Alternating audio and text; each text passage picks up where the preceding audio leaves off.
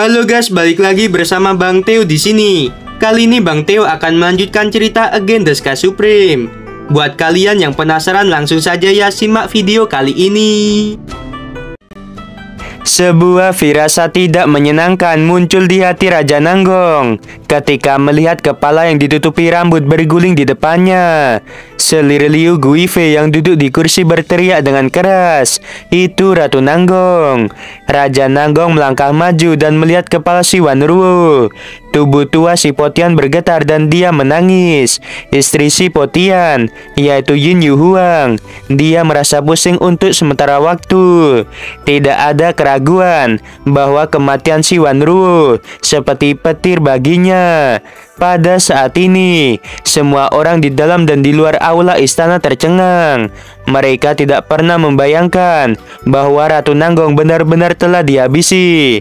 Yin Yu Huang yang berada di alam janin tingkat kelima, dia memelototi Tanyun dan berteriak, "Aku akan menghabisimu."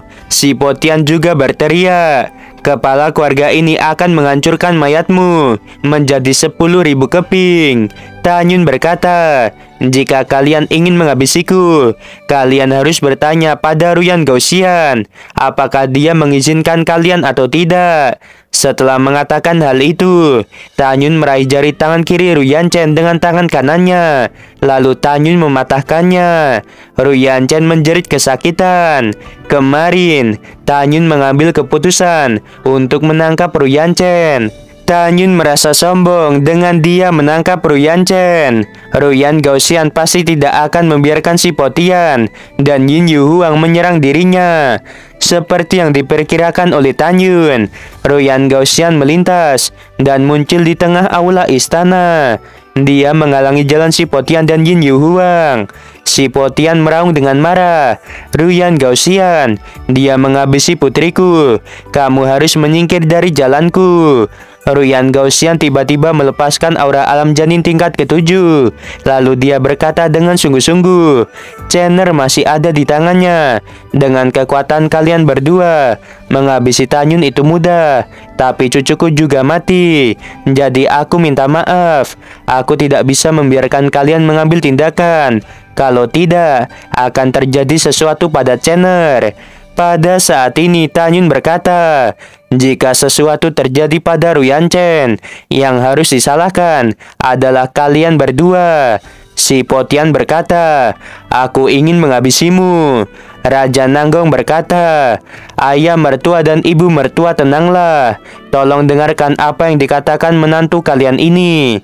Raja Nanggong menekan rasa sakit karena kehilangan istrinya dan berkata dengan keras, "Tanyun berbahaya dan licik. Dia pasti sudah merencanakan untuk menangkap Ruyan Chen dan menggunakannya sebagai tameng. Sekarang tugas pertama kita adalah menyelamatkan Ruyan Chen, kemudian menghabisi Tanyun. Bahkan jika kita tidak bisa menghabisinya hari ini, kita akan menyerang Sekte Suci Wangfu di masa depan." Mendengarkan hal itu, Ruyan Gaoxian berkata dengan sungguh-sungguh, "Raja Nanggong benar. Tanyun memperlakukan cucuku dengan sangat kejam. Dia mempermalukan dinasti Nanggong, Sekte Abadi, dan Istana Jiwa Ilahi. Aku sebenarnya juga tidak sabar ingin menghabisi Tanyun, tapi Chener ada di tangannya. Kita benar-benar tidak bisa bertindak gegabah. Aku ingin mengatakan sesuatu. Jika kalian berdua menghabisi Tanyun, tetapi cucuku juga mati, maka hubungan Sekte Abadi dan dinasti Nanggong akan berakhir. Jika bisa menyelamatkan nyawa cucuku, maka Sekte Abadi dan dinasti Nanggong akan tetap berhubungan meskipun pernikahan gagal. Masalah ini kalian berdua dapat mempertimbangkannya dengan jelas." Mendengarkan hal itu, si Potian dan Yin Yu Huang hanya bisa mendengarkan perkataan Ruyan Gaoxian. Namun, keduanya menyarankan bahwa selama mereka berhasil menyelamatkan Ruyan Chen, mereka akan mengejar Tanyun dengan seluruh kekuatan mereka dan tidak memberi Tanyun kesempatan untuk hidup. Ruyan Gaoxian segera mengirim transmisi suara pada si Potian, Yin Yu Huang, dan Raja Nanggong. Lelaki tua ini akan membuat Tanyun lengah. ketika kewaspadaannya mengendur. Kalian dengarkan perintahku dan serang dia bersama. Tanyun hanya di alam ilahi tingkat ke-8. Jika dia dibiarkan melarikan diri, wajah sekte abadi, istana jiwa ilahi, keluarga Si dan dinasti Nanggong akan benar-benar hilang. Mendengarkan hal itu, si Potian Yin Yu Huang dan Raja Nanggong segera setuju. Raja Nanggong berkata, Tanyun, bukankah kamu hanya ingin membawa Yukin pergi selama kamu berjanji untuk tidak menyakiti Tuan Muda Ruyanchen? Raja ini akan berjanji untuk melepaskanmu. Tanyun tersenyum dan berkata, kesepakatan ini tidak buruk. Itulah yang aku inginkan. Tetapi ada beberapa hal sebelum aku pergi. Aku harus menjelaskan kepadamu dan kepada semua orang di dunia yang ingin mengetahui sebuah kebenaran. Raja Nanggong menggertakkan giginya dan berkata, apa yang ingin kamu sampaikan? Tanyun mengabaikan Raja Nanggong. Dia melihat ke belakang dan menatap semua orang di alun-alun. Lalu dia berkata, di mata kalian, mungkin Yukin melarikan diri dari pernikahan dan mengabaikan wajah dinasti Nanggong. Tetapi aku harus memberitahu kalian bahwa Yukin adalah milikku. Begitu Tanyun selesai berbicara, dia melambaikan tangan kanannya. Kekuatan spiritual keemasan berubah menjadi gambar ingatan. Gambar ingatan itu menunjukkan kepada semua orang bagaimana Duang Changtian membawa Nanggong Yukin ketika akan menikah di kota Wang Yue. Gambar ingatan ini diringkas oleh orang tua dan kakek Tanyun ketika dia kembali ke kampung halamannya. Melihat gambar ingatan, meskipun puluhan ribu orang tidak mengatakan apapun, tetapi dalam hati mereka tahu bahwa Nanggong Yukin memang tunangan Tanyun. Pada saat yang sama, mereka juga memikirkan bagaimana putri tertua tiba-tiba muncul di dinasti Nanggong. Tapi yang membuat semua orang bertanya-tanya, bagaimana putri tertua bisa berada di kampung halaman Tanyun. Ketika semua orang kebingungan, Nanggong Yukin yang berada di dalam pagoda suci, dia menahan kesedihan dan memadatkan gambar ingatan lainnya. Gambar ingatan Nanggong Yukin memperlihatkan si Wanruo. Ia mengatakan Nanggong Yukin adalah wanita sialan dan menamparnya 2 kali. Si Wanruo mengatakan bahwa setelah Nanggong Yukin lahir, Niro meminta kakak laki-lakinya untuk mengirim Yukin ke kota Wang Yue demi melindunginya. Si Wanruo memberi pilihan dan memaksa Niro untuk berlutut dan kemudian menghabisinya. Kemudian, si Wanruo menghabisi nenek Yukin dan paman kedua, sementara kakek Yukin, paman ketiga dan paman keempat, mereka juga akan dihabisi jika Nanggong Yukin tidak ingin menikah. Sejauh ini, wajah asli atau sifat si Wanruo telah dilihat oleh semua orang yang hadir. Kebanyakan orang tidak berani berbicara buruk tentang Ratu Nanggong, tetapi dalam hati mereka, Ratu Nanggong benar-benar kejam. Pada saat ini, tidak ada keraguan bahwa wajah keluarga Si, sekte abadi, dan dinasti Nanggong telah sepenuhnya hilang. Pada hari ketika Ruyanchen dan Nanggong Yukin akan menikah, Tanyun membawa Nanggong Yukin. Itu tidak diragukan lagi, merupakan aib terbesar dari sekte abadi. Sementara si Wanruo, ratu dinasti Nanggong, dia adalah orang yang jelek dan kotor. Itu membuat malu dinasti Nanggong. Raja Nanggong bergumam, Tanyun, raja ini bersumpah akan menghabisimu. Setelah bergumam, Raja Nanggong berkata dengan sungguh-sungguh, hari ini, masalah tentang Ratu Nanggong, tidak ada yang boleh membicarakannya secara pribadi, dan mereka yang melanggar perintah akan dihancurkan. Semua orang dari dinasti Nanggong menjawab dengan tulus, kami mematuhi perintah. Tanyun berkata sambil mencibir, Raja Nanggong jangan khawatir. Setelah kepala sekte ini pergi, aku pasti akan menyebarkan si Wanruo, ratu dari dinasti Nanggong yang tidak tahu malu. Mendengarkan hal itu, Raja Nanggong sangat marah, sehingga paru-parunya hampir meledak. Dia menarik napas dalam-dalam dan berkata, dinasti Nanggong tidak menyambutmu, pergilah dari sini. Tanyun tersenyum malu. Dia memegang Ruyanchen di tangan kirinya dan berjalan menuruni tangga selangkah demi selangkah. Ketika Tanyun melihat ke belakang, dia melihat di kursi bagian kiri seorang jenderal di alam ilahi tingkat sempurna sedang menatapnya dengan tajam. Tanyun berkata, "Apa yang kamu lihat?" Tanyun yang mencekik Ruyanchen. Sosoknya menghilang dalam sekejap mata. Kemudian dia muncul di depan jenderal itu. Kepalan tangan kanannya mengenai kepala jenderal itu. Sebelum sang jenderal bisa bereaksi, seluruh kepalanya meledak. Tubuhnya seperti layang-layang terputus dan menabrak kursi sejauh 300 kaki. Tanyun mendengus dingin dan berjalan keluar dari alun-alun tanpa tergesa-gesa. Tanyun tampak tenang, tetapi pada kenyataannya, seluruh sarafnya tegang. Berdasarkan pengalaman Tanyun, dia tidak berpikir bahwa dengan Ruyanchen di tangannya, semua rencananya akan berjalan dengan mulus. Bibir Tanyun bergerak diam-diam. Segera, sebuah suara perintah terdengar di pagoda suci. "Keratua, Dato Moer, begitu seseorang menyelinap ke arahku, kalian harus mengambil tindakan. Adapun 8 Raja Monster, kalian jangan keluar tanpa perintahku." Tanyun melihat langit di atas istana. Ada ratusan ribu orang berdiri di langit. Ada juga pasukan di kiri, kanan, dan depan. Di belakang Tanyun, ada 4 jenderal agung. Di belakang 4 jenderal agung, ada Ruyan Gaoxian di alam janin tingkat ke-7, Si Potian di alam janin tingkat ke-6, dan Yin Yu Huang di alam janin tingkat ke-5. Tanyun berdiri di langit, menatap pasukan yang menghalangi jalan. Matanya dipenuhi dengan niat membunuh yang dingin. Lalu dia berkata dengan sungguh-sungguh, "Kepala sekte ini meminta kalian untuk pergi." Tanyun membalikkan tangan kanannya, dan pedang Xiaozi muncul. Tanyun menggunakan teknik pedang pembantai Dewa Hongmeng. Itu membuat auranya meningkat pesat. Di bawah tatapan kaget para orang-orang kuat, aura Tanyun mencapai alam janin tingkat ketiga.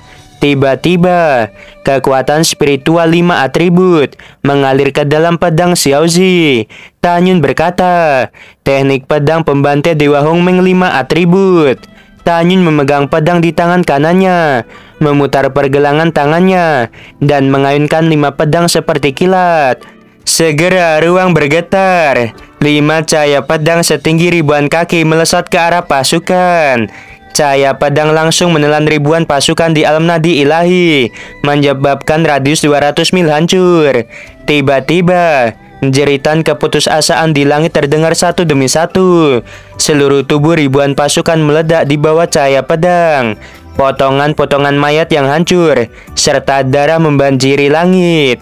Ketika cahaya pedang 5 atribut hancur, kekuatan sisa dari cahaya pedang seperti gelombang yang mengamuk dan menyapu pasukan di sekitarnya. Ada puluhan ribu pasukan berteriak, dan mereka terluka dengan serius. Pada saat ini, bangunan istana dalam jarak 10.000 kaki dipenuhi dengan darah. Raja Nanggong berkata dengan marah, "Jika kamu berani menghabisi lagi, raja ini akan menghabisimu bahkan jika Ruyanchen mati." Seperti yang kita ketahui, para pasukan itu adalah harapan dinasti Nanggong di masa depan. Raja Nanggong tidak pernah membayangkan bahwa Tanyun akan menghabisi pasukannya tanpa ragu. Tanyun berkata sambil mencibir, "Kepala sekte ini ingin pergi, tetapi mereka menghalangi jalan, jadi mereka harus dihabisi." Setelah itu Tanyun berkata dengan tegas, "Siapapun yang menghalangi akan mati." Begitu kata-kata itu terdengar, pasukan yang memblokir Tanyun menghindar ke samping kanan dan kiri. Tanyun menggunakan langkah Dewa Hongmeng. Tanyun melintasi jarak ratusan mil. Kemudian, dia terbang keluar dari gerbang istana. Pada saat ini, 4 jenderal agung, Ruyan Gaoxian, Raja Nanggong, Si Potian, dan Yi Yu Huang muncul 100 kaki di belakang Tanyun. Angin kencang mengacak-acak rambut Tanyun. Dia perlahan menoleh dan melirik beberapa orang dengan dingin. Lalu dia berkata, "Kepala sekte ini meminta kalian semua untuk kembali ke istana." Ruyan Gaoxian segera menolak. "Tidak, masih ada 5 juta mil dari sini ke gerbang kota. Bagaimana jika kamu tidak membebaskan cucuku?" Tanyun berkata, "Berhenti bicara omong kosong. Biarkan aku pergi." Tangan kanan Tanyun tiba-tiba meraih lengan kiri Ruyanchen dan dengan paksa merobeknya. Ruyanchen berteriak sambil menangis, "Tanyun, hentikan, aku mohon." Ruyan Gaoxian berkata, "Tanyun, jangan sakiti cucuku." Lelaki tua ini berjanji. Kemudian Ruyan Gaoxian memandang beberapa orang, lalu dia berkata, "Demi keselamatan cucuku, tolong kembali bersama dengan orang tua ini." Setelah Raja Nanggong menjawab, mereka berjalan perlahan menuju istana. Pada saat ini, Ruyan Gaoxian tiba-tiba mengirim transmisi suara pada Si Potian dan Yin Yu Huang. Orang tua ini akan menyerang lengan kanan Tanyun untuk menyelamatkan Chener, kepala keluarga Si dan Nyonya Yin. "Kalian dengan cepat tangkap Tanyun." Keduanya segera berkata, "Baiklah." Ruyan Gaoxian tiba-tiba menghilang dari udara tipis. Dia memegang pedang di tangan kanannya dan dilepaskan ke arah Tanyun yang telah terbang ribuan kaki jauhnya. Untuk mencegah Ruyan Chen terluka, dia tidak melepaskan cahaya pedang. Hampir pada saat yang sama, Si Potian dan Yin Yu Huang juga menghilang dari pandangan semua orang. Tanyun yang telah melepaskan kesadaran spiritualnya, dia terus melesat menjauh, tetapi kecepatannya jauh lebih lambat daripada ketiganya.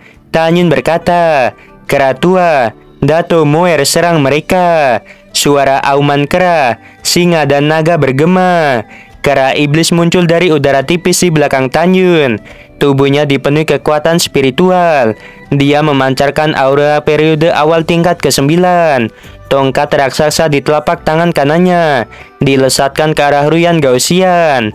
Ruyan Gaoxian melambaikan tangan kanannya, dan tiba-tiba cahaya pedang beratribut angin dan guntur setinggi 3.000 kaki menghantam tongkat milik kera iblis. Dengan suara keras, cahaya pedang milik Ruyan Gaoxian dihancurkan oleh kera iblis. Tiba-tiba, bangunan-bangunan dalam radius ribuan mil menjadi runtuh dan banyak penduduk yang meninggal. Raja Nanggong berteriak dengan nada sedih. Semua penduduk kota bergegas dan bersembunyi. Kera iblis terkejut. Dia memegang tongkatnya dan melesat ke arah Ruyan Gaoxian. Ruyan Gaoxian buru-buru mundur ribuan mil jauhnya. Dalam hal kekuatan, Ruyan Gaoxian secara alami jauh lebih kuat daripada kera iblis. Alasan mengapa dia dipojokkan oleh kera iblis itu karena posisi dia yang kurang menguntungkan. Dia mendapatkan serangan tidak terduga dari kera iblis. Pada saat ini, ada auman singa di langit. Itu singa naga emas setinggi 600 kaki yang dipenuhi kekuatan spiritual dan menyerang Si Potian. Si Potian benar-benar terkejut ketika dia melihat singa naga emas yang tiba-tiba muncul. Itu membuat dia tidak bisa menghindar tepat waktu. Tiba-tiba, pedang miliknya berubah menjadi raksasa 1000 kaki dan menebas singa naga emas. Singa naga emas tidak bisa menghindar tepat waktu. Kepalanya terkena serangan dan mengeluarkan banyak darah. Tanyun berteriak, "Keratua, cepat pukul mundur Ruyan Gaoxian. Kemudian selamatkan kakakmu." Mendengarkan kata-kata Tanyun, kera iblis berkata dengan marah pada Ruyan Gaoxian di langit, "Aku tidak takut pada orang di alam janin tingkat 9.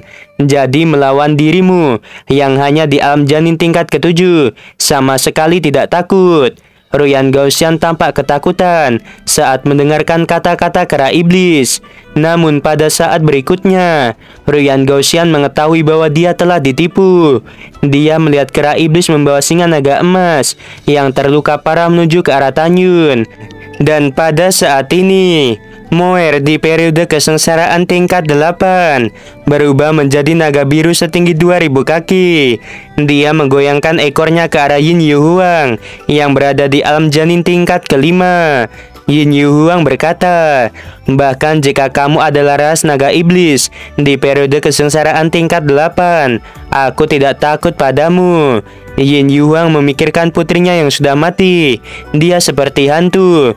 Dia langsung menghindari ekor naga milik Moer. Yin Yu Huang melesatkan cahaya pedang raksasa beratribut emas, kayu, air, api, dan tanah ke arah Moer. Sisik naga di leher Moer retak. Darah mengalir keluar dari lukanya seperti air terjun. Tanyun berteriak dengan sedih, "Ruyan Gaoxian, jika Moer mati, aku akan mencabik-cabik Ruyan Chen sekarang juga." Ruyan Gaoxian segera berteriak, "Nyonya Yin, berhenti." Yin Yu Huang menjawab, "Baiklah." Yin Yu Huang memang melepaskan Moer, tetapi dia memiliki pikiran jahat. Dia menghilang begitu saja, dan tiba-tiba muncul di belakang Tan Yun sambil melancarkan serangan. Kecepatannya sangat cepat, sehingga Tan Yun tidak bisa menghindar tepat waktu. Tan Yun berteriak dengan marah, "Kera tua, habisi dia!" Kera iblis melemparkan singa naga emas yang terluka parah ke arah kiri, dan telapak tangannya tiba-tiba menarik tubuh Tan Yun. Tan Yun segera mengeluarkan pagoda suci dan menempatkan singa naga emas ke dalam pagoda. Kemudian, dia juga memasukkan Moer yang terluka parah ke dalam pagoda. Pada saat ini, Yin Yu Huang berteriak ngeri di langit, "Suamiku, selamatkan aku!" Kera iblis berkata, "Aku akan mengalahkanmu." Kera iblis mengayunkan tongkat raksasanya ke arah Yin Yu Huang yang panik. Tubuh Yin Yu Huang mengeluarkan kekuatan spiritual dan memadatkan perisai 5 atribut yang jauh lebih kuat daripada domain 5 atribut. Namun, di bawah serangan kera iblis, perisai 5 atribut hancur seketika. Pedang di tangan Yin Yu Huang tiba-tiba melonjak, dan ketika baru saja melonjak 300 kaki, pedang itu dihantam oleh tongkat raksasa. Pedang raksasa Yin Yu Huang dihempaskan ke udara, sementara tongkat kera iblis masih melesat ke arah dirinya. Yin Yu Huang mencoba menghindar, tetapi seluruh lengan kanannya terkoyak. Si Potian segera ingin menyelamatkan istrinya. Dia melesatkan serangan ke arah kera iblis. Tidak diragukan lagi, jika kera iblis terkena serangan si Potian di alam janin tingkat ke-6, dia pasti akan terluka parah. Pada saat yang kritis ini, kera iblis mengayunkan tubuhnya. Telapak tangan kanannya memegang Yin Yu Huang. Kera iblis berkata, "Hentikan, atau aku akan menghabisinya." Si Potian segera berhenti dan berdiri di langit. Dia menatap kera iblis dan berkata, "Lepaskan istriku." Kera iblis berkata, "Tuanku yang memiliki keputusan." Sosok Tan Yun melintas sambil memegang Ruyan Chen di tangan kirinya. Dia muncul di samping kera iblis dan berkata, "Kera tua, sakiti dia lalu serahkan padaku." Kera iblis menggenggam Yin Yu Huang. Yin Yu Huang berteriak, "Suamiku, selamatkan aku." Kera iblis membuka telapak tangan kanannya, dan leher Yin Yu Huang dicengkram oleh Tan Yun. Tan Yun memegang Ruyan Chen di tangan kirinya, Yin Yu Huang di tangan kanannya. Lalu dia melesat dan mendarat di bahu kera iblis. Tan Yun berkata tanpa ragu, "Kalian mundurlah." Si Potian dan Ruyan Gaoxian buru-buru setuju. Mereka berdua mundur ratusan mil jauhnya dari Tan Yun. Tan Yun berkata, "Diam dan jangan bergerak." Setelah selesai berbicara, Tan Yun meminta kera iblis membawanya terbang ribuan mil jauhnya. Si Potian berkata dengan panik, "Tan Yun, jangan habisi istriku. Selama kamu melepaskan istriku, maka aku bisa menjanjikan apapun padamu." Ruyan Gaoxian buru-buru berkata, "Ya, itu benar." Tapi kata-kata Tan Yun selanjutnya mengejutkan dua orang itu serta semua orang. Meskipun Tan Yun telah pergi sejauh 100.000 mil, tetapi suara Tan Yun tetap terdengar. "Aku Tan Yun selalu melakukan apa yang aku katakan. Karena kalian tadi menyerangku secara diam-diam, pasti ada harga yang harus dibayar. Harganya adalah Yin Yu Huang dan Ruyan Chen harus mati." Mendengarkan hal itu, si Potian berkata dengan ketakutan, "Tan Yun, jangan gegabah. Kamu tidak dapat melarikan diri dari kota kekaisaran jika kamu menghabisi mereka." Tan Yun berkata, "Kalau begitu mari kita tunggu dan lihat." Setelah Tan Yun selesai berbicara, kekuatan spiritual yang besar keluar dari tangan Tan Yun. Tiba-tiba, Yin Yu Huang dan Ruyan Chen menjerit dan tubuh mereka hancur. Ruyan Gaoxian dan si Potian meraung sedih. "Tan Yun, aku akan menghabisimu." Ruyan Gaoxian, si Potian, dan bahkan semua orang tidak pernah berpikir bahwa Tan Yun akan menghabisi Ruyan Chen dan Yin Yu Huang. Di mata semua orang, Tan Yun tidak akan pernah bisa lolos dari kota kekaisaran saat ini. Mereka awalnya mengira Tan Yun akan melarikan diri sambil membawa Yin Yu Huang dan Ruyan Chen. Tetapi sekarang Tan Yun menghabisi keduanya. Orang-orang kuat dari dinasti Nanggong, keluarga Si, Sekte Abadi dan Istana Jiwa Ilahi sekarang akan melawan Tan Yun tanpa keraguan. Tan Yun berkata, Kera tua, gunakan kecepatan tercepatmu untuk melarikan diri 2 juta mil ke timur. Setelah kera iblis menjawab, tubuhnya dipenuhi kekuatan spiritual dan dia melepaskan kesadaran binatangnya untuk menyelimuti kota kekaisaran. Si Potian berkata, Tanyun, kepala keluarga ini akan menghancurkanmu. Si Potian dan Ruyan Gaussian, mereka mengeluarkan kekuatan spiritual dan mengejar kera iblis. Selama pengejaran, Ruyan Gaussian dan si Potian terus mendekati kera iblis. Raja Nanggong di luar istana berkata dengan marah kepada 4 jenderal agung, sekarang gerbang kota kekaisaran ditutup dan formasi besar sudah diaktifkan. Tanyun tidak dapat melarikan diri, jadi kalian bersamaku kejar dia. Jenderal Agung Ekspedisi Utara yang berada di alam janin tingkat keempat, dia memimpin dalam mengejar Tanyun sambil membawa pedang. 3 jenderal agung lainnya yang berada di alam janin tingkat ketiga mengikuti di belakang. Pada saat ini, 3 tetua keluarga Si di alam janin tingkat pertama dan 3 tetua di alam janin tingkat ketiga, mereka melesat mengejar Tanyun. Leluhur penegak hukum Istana Jiwa Ilahi di alam janin tingkat ketiga dan 3 leluhur dari Sekte Abadi juga ikut mengejar. Adapun Zugeyu yang berada di alam ilahi tingkat 9, dia tetap di tempatnya. Lemah. Raja Nanggong yang berada di alam janin tingkat kedua, dia melepaskan kesadaran spiritualnya yang menyelimuti seluruh kota kekaisaran.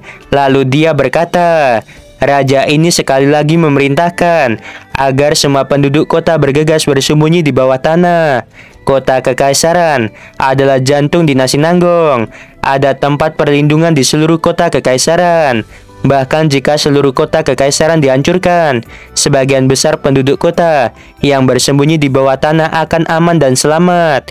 Kecuali ada orang kuat yang secara khusus menyerang bawah tanah, itu akan menyebabkan banyak korban. Kera iblis membawa Tanyun terbang, dan ketika masih ada 1 juta mil lagi dari lokasi yang Tanyun sebutkan, Ruyan Gaussian dan Si Potian telah muncul 6.000 mil di belakang kera iblis. Si Potian berkata, Tanyun, kamu bajingan kecil, kamu tidak bisa melarikan diri. Hari ini aku tidak hanya akan menghancurkan mayatmu menjadi 10.000 keping, tetapi juga menghancurkan sekte suci Huangfu. Ruyan Gaussian berkata, Tanyun, kamu berani menghabisi cucuku. Hari ini aku Ruyan Gaussian pasti akan menghabisimu dan kemudian menghabisi semua kerabatmu. Ruyan Gaussian dan Si Potian memiliki kesedihan dan kemarahan yang bercampur aduk, dan kemarahan di hati mereka bisa dibayangkan. Pada saat ini, 4 jenderal dan orang-orang kuat lainnya berada di belakang Ruyan Gaussian dan Si Potian. Tidak ada keraguan bahwa begitu kera iblis dan Tanyun tertangkap, mereka pasti akan mati. Pada saat ini, di hati semua orang, Tanyun yang terjebak dalam formasi unicorn emas sama sekali tidak memiliki kesempatan untuk bertahan hidup. Tapi semua orang tidak tahu bahwa sejak Tanyun berani menghabisi Ruyan Chen dan Yin Yu Huang, dia punya rencana untuk kabur. Ruyan Gaussian dan Si Potian layak menjadi orang kuat di alam janin tingkat ke-7 dan ke-6. Kecepatan dan kekuatan mereka memang luar biasa. Mereka berdua semakin mendekati kera iblis. Tanyun berkata melalui transmisi suara, Jangan khawatir, aku punya rencana sendiri. Kita tidak hanya bisa melarikan diri, tapi kita juga bisa membiarkan kedua orang itu kehilangan kulitnya, atau bahkan mati. Baiklah, kamu melarikan diri ke lokasi yang aku sudah katakan sebelumnya, dan aku akan mengurus sisanya. Setelah transmisi suara selesai, Tanyun menutup matanya dan melepaskan kesadaran spiritualnya yang menyelimuti seluruh kota kekaisaran. Melalui kesadaran spiritual, Tanyun menemukan bahwa ada ruang terbuka yang biasa-biasa saja, kurang dari 1 juta mil ke timur. Ada 660 paviliun setinggi 1000 kaki yang membentuk sebuah cincin. Tiba-tiba, ada paviliun yang terlihat berdebu dan lama tidak ditinggali. Ruang bergetar. Tanyun duduk bersila di bahu kera iblis. Kemudian dia mengeluarkan sebuah bola. Telapak tangan Tanyun terus menuangkan kekuatan spiritual ke dalam bola. Ketika kekuatan spiritual di dalam bola penuh, segera bola itu berubah seperti formasi. Selanjutnya, Tanyun dengan cepat mengalirkan lagi kekuatan spiritualnya ke dalam bola. Setelah kekuatan spiritualnya penuh, Tanyun mengendalikan kekuatan spiritual itu untuk mengubahnya menjadi pancaran cahaya spiritual.